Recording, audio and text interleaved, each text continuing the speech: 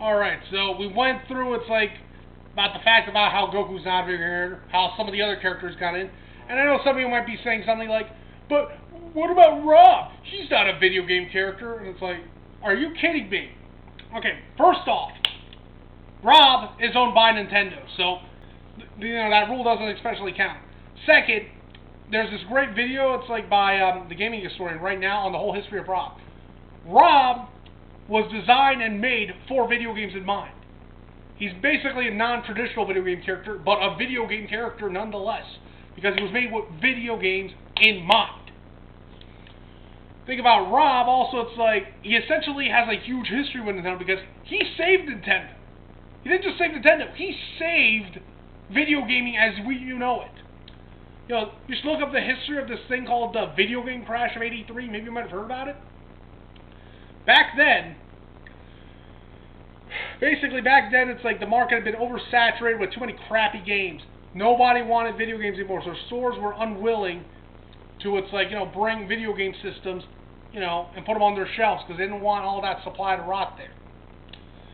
So in order for Nintendo to get the things in, they basically packaged this NES with R.O.B and said, but this, it's not a video game system, it's an entertainment system, and we're selling with this robot. It's a toy. Let us put it on the shelves. If they don't sell, we'll just buy it back. You don't lose anything. Come on, just let us do it. And that's how video games came back into the mainstream. Thanks to Nintendo. So yeah, R.O.B definitely belongs there. To say R.O.B doesn't belong there is ludicrous.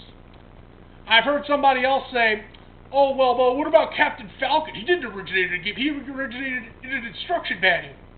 Like, are you kidding me? Okay, first off, instruction manuals are part of the game. Nowadays they don't really mean much. Most games don't even come with them anymore. But back in the 90s, the 80s, and most of the 2000s, instruction manuals were a big, big deal. Alright? The thing about instruction manuals is that, back then, they didn't just tell you, about how to play the game and, the controls. They also, in some cases gave you a map, They gave you, they told you the names of all the characters, they gave you some of the backstory. And in the case of fighting games, they gave you the move list. Back then you wanted the move list, you needed, it's like the freaking instruction manual. Maybe you could go buy, like a magazine, like Nintendo Power or Game Pro. They might tell you that information too. But for the most part, instruction manuals back then were a big deal. And to say, that character originated in instruction manual, not a part of the game, not official, is complete bullshit. You're really scratching the bottom of the barrel there. Hell, some games back then, you couldn't even beat them without the instruction manuals. Like, for example, Star Tropics. People that played Star Tropics know why. Because it's the instruction manual came with a piece of paper attached that had a secret code. You had to dip it in water to know the secret code, so you could put it in the game, and then you could continue the game. If you rented the game or bought it used or some crap like that, you were stuck. That's a fact.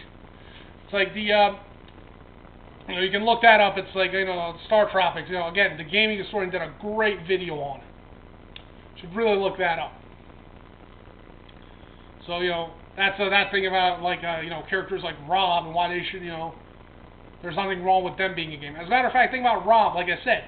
Not only does he have a lot of Nintendo history, he is a character and he's Nintendo owned. This is really important. That the fact that he is owned by Nintendo. Now, if Nintendo wanted to, right now, let's say as a new character, you know who they could add just to mess with you? They could add the Wii Fit balance board. And you're thinking no way, yes. Anybody who's played Wii Fit knows that in the game, the Wii Fit balance board, it greets you. It says, hi, it's been, I haven't seen you in 2 days. How you doing? It's like, are you all ready? Let's do this.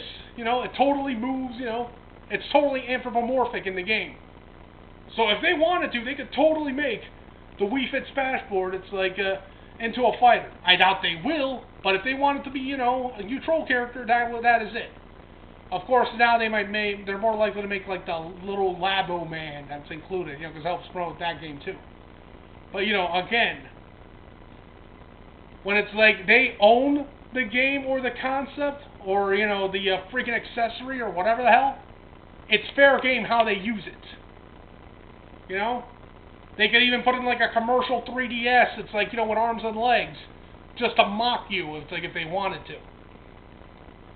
But, you know, again, some people just, Rob's not a video game. Yes, he is. As a matter of fact, for a while, he was the Nintendo mascot. For about, you know, 3-4 months. It's like, you know, while they got the freaking NES, it's like into the stores. Yeah, so, you know, we got that out of the way. Alright, so we got that out of the way. You know, shortly I'm going to talk about what Goku would mean in Smash.